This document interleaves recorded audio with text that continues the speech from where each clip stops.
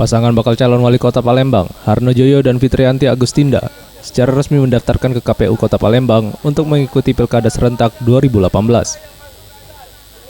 Pasangan Harno Joyo dan Fitriyanti Agustinda datang bersama ribuan massa yang berkumpul di Stadion Kamboja.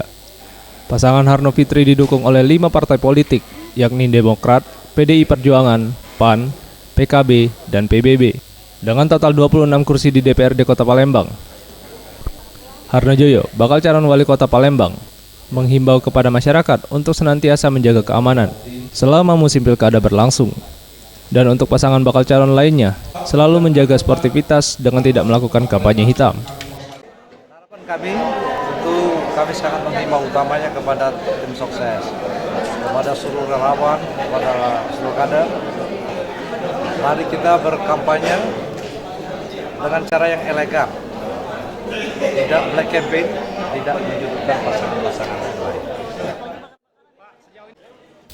Sebelumnya, pasangan Harno Fitri telah melakukan deklarasi dengan pendukungnya di Stadion Kamboja, dilanjutkan dengan zikir bersama serta salat duha di Masjid Agung Palembang. Tim Liputan, Sriwijaya TV.